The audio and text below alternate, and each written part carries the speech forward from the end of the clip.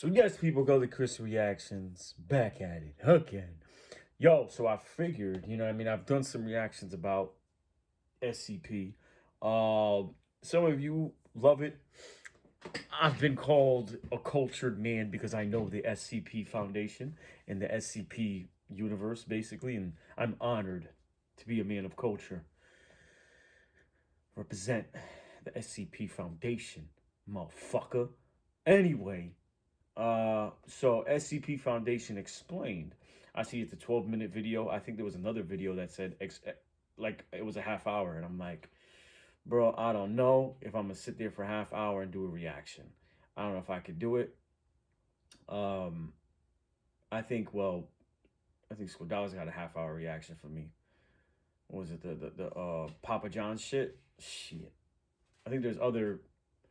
Somebody also recommended another half hour. Has Been Hotel.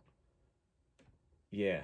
Oh God, that's 31 minutes. I got it right, and it's right next to it. Oh my God. Oh man. I mean, I just figured yeah. Well, that other half hour one, I didn't delete it. It should be somewhere on this list. But this one, it's 12 minutes and 34 seconds. So anyway, if you guys don't know what the SCP Foundation is, let's get into it. Learn a little something. Of course, it's not real. It's, fiction. But nowadays, you never know. Let me in. In an undisclosed location, a woman is being tortured. The methods of her abuse are too horrific to be described, and her torturers are death row prison inmates, the absolute worst of the worst. This woman's torture is constant, and procedures are put into place to make sure she never becomes accustomed to the pain. If ever her torturers express sympathy toward their victim, their superiors will have them removed and replaced. If they try to rescue her or put her out of her misery, they themselves will be shot without hesitation. The woman being tortured is known only as SCP-231-7, and worst of all, she's pregnant. The cause of her eternal torture? The SCP Foundation.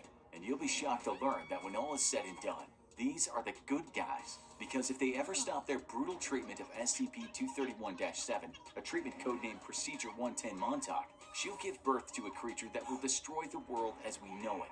This is just one of the many examples of the objects and entities under the watchful eyes of the SCP Foundation, a mysterious group that strives to achieve greater good by any means necessary, and we do mean any. What you're about to hear is above classified, and be warned, what is heard can never be unheard, unless, of course, the Foundation gets its hands on you. So, what is the SCP Foundation? In the most basic sense, the group's mission statement is right there in the SCP acronym. Secure, contain, protect. It's the task of the Foundation to, in their own words, contain anomalous objects, entities, and phenomena. Things that don't make sense, things that don't belong, things that simply don't fit in with our perception of reality, and some things that pose an existential threat to all human life. They refer to these contained anomalies as SCPs, each of which is accompanied by a number. This is a broad umbrella, as an SCP can range from benign or even actively helpful to downright apocalyptic if ever released. Much like the infamous Men in Black often reported by witnesses in connection with alien sightings, the Foundation works in secret to maintain a sense of normalcy at all costs, knowing the chaos it would cause if any of the anomalies they're harboring ever become public. Take, for example, SCP-500. To the untrained eye, the object is just an unassuming prescription pill bottle, the kind you'd see in medicine cabinets the world over. But the pills in this humble bottle are unlike any earthly medicine. They can cure quite literally anything, from cancer to a cold, within 2 hours. But at the time of this writing, there are only 47 pills left. The power to cure all disease, a privilege denied to even the richest and most powerful in society. A veritable holy grail. Can you imagine the violence and horror that would break out in trying to obtain them if their existence ever became public?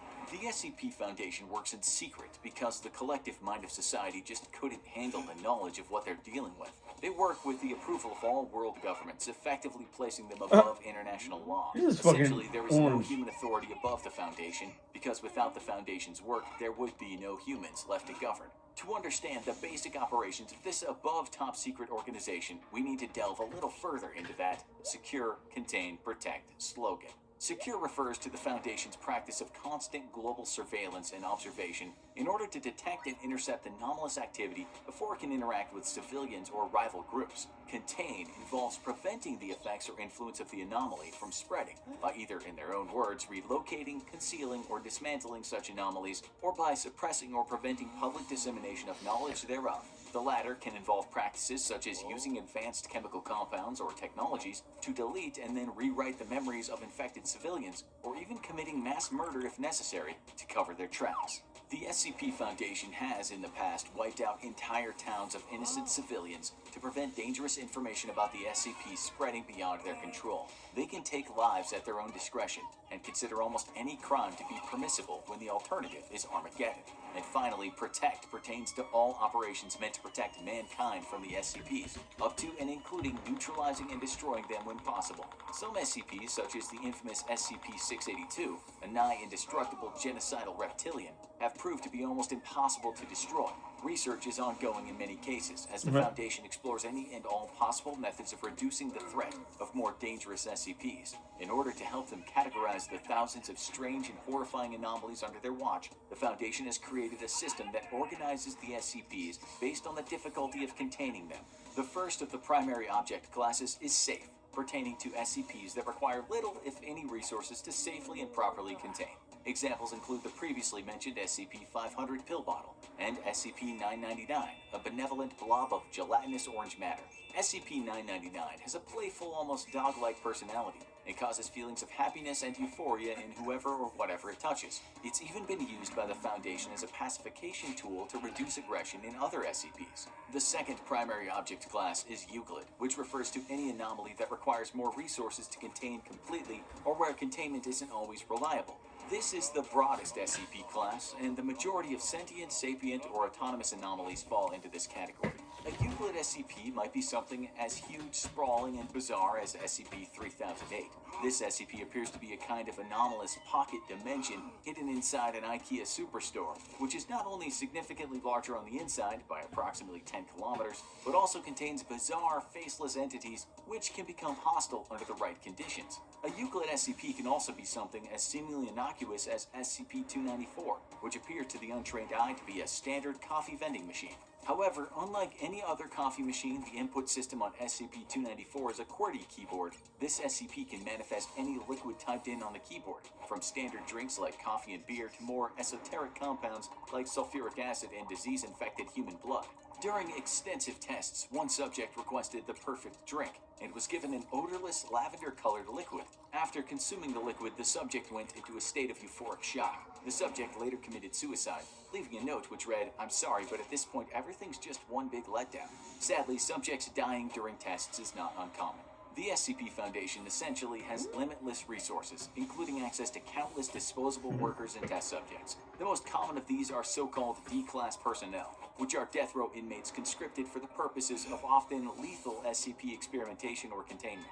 The next primary object class is Keter, described by the Foundation as anomalies that are exceedingly difficult to contain consistently or reliably, with containment procedures often being extensive and complex. This can either be due to being an extremely volatile and dangerous anomaly, or just one that seems to defy known laws of physics or reality, and is thus extremely difficult to understand or contain. The SCP Foundation has a vast number of secret facilities across the globe, and while the Keter-class SCPs are not nearly as common as the Euclid class, they consume a great deal more resources to safely contain. One particularly terrifying Keter-class SCP is SCP-354, colloquially known by the Foundation employees as the Blood Pond. This SCP is a large pool of non-biological red liquid discovered in North Canada that appears to be a kind of interdimensional primordial soup. What makes this SCP particularly hard to contain, as well as extremely frightening, is the fact that hostile entities periodically emerge from the pond and must be neutralized before they can escape the containment area.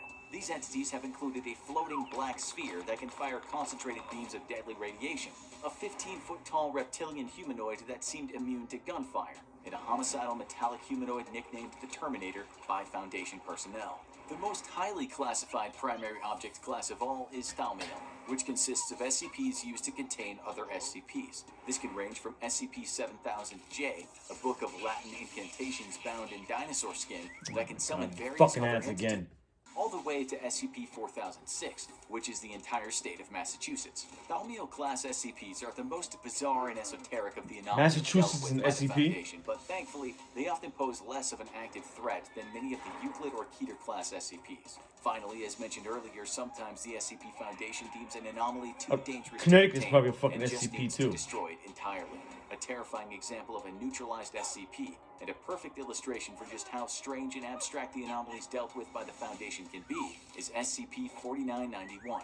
This SCP manifested as a series of bizarre posts across a number of websites about an apocalyptic event that seemed to be occurring on a different layer of reality, and seemed to indicate that a kind of deadly parasitic and carnivorous insect was spreading like wildfire across the globe, causing death and destruction in their wake. The SCP Foundation neutralized SCP-4991 by tracking down, containing, and erasing all infected posts across the internet before it could spread too far. Who knows what would have happened if the Foundation hadn't intervened?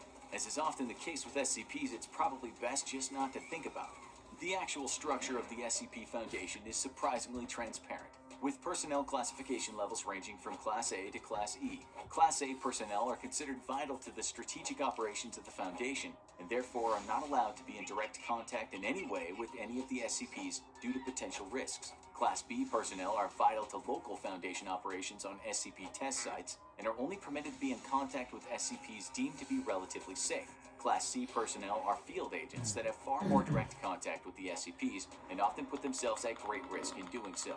Class D personnel, as previously mentioned, are essentially cannon fodder thrown into the jaws of death to discover more about the more dangerous anomalies on the SCP roster. And finally, Class E personnel are personnel that have been already exposed to the potentially dangerous effects of an unknown anomaly. Class E personnel are placed into quarantine until they're deemed fit to return to work or terminated, depending on the results of their observations. In terms of actual roles in the SCP Foundation, the top of the pyramid are the O5 Council members, Class A personnel who have total clearance and oversee all Foundation operations. Below them are Site Directors, who manage the various physical Foundation facilities across the globe and report back to the O5 Council. On-site, researchers and containment specialists work together to better understand and combat the anomalies being housed at their particular facility.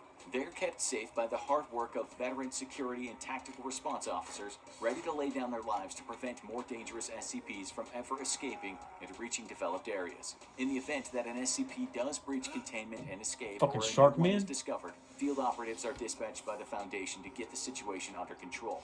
These will consist of field agents who already operate across the globe, and specialized mobile task force operatives. The SCP Foundation has eyes and ears everywhere. Their organization is influential and is embedded in every facet of society, ready to strike and suppress an emerging anomaly before any ripples of its existence can reach the wider world.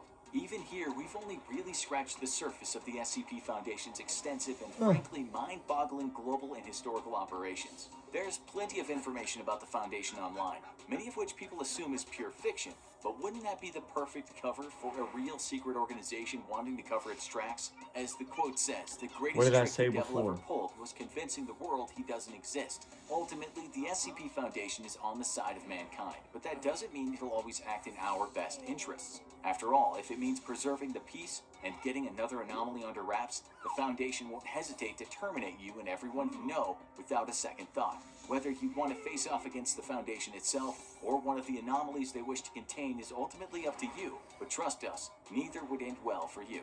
Oh, speaking of which, there's another SCP we forgot to mention that's quite literally unspeakable. SCP-2521 is a creature that's made entirely of strange black tendrils that envelop and smother the creature's prey. No written records of the creature exist outside of pictograms, because it immediately attacks and consumes any information produced about it. This includes speech, as the creature will appear and consume anyone who... Oh god. Oh no. It's here. It's here, help me! Ah! Pay no mind to what you just witnessed. I, the infographics show narrator, am perfectly fine. We now recommend you watch Russian Sleep Experiment Explained and How a Meme, Slender Man, Became Real. Pay no more thought to what you've just seen or heard. Thank you. So yes, people, there you have it. The SCP Foundation explained. Yeah. I've been interested in the SCP Foundation for, well, quite a while now. I know it was created years ago. maybe like late 2000s, like 2008, 9, maybe a little after that. I think it was. And then they made a game of it, and then it just became its own like universal thing. Uh, yeah. So now it's huge. You know what I mean? Everybody loves it. So yeah. Anyway, thanks for watching. I'll catch you guys later. Yeah.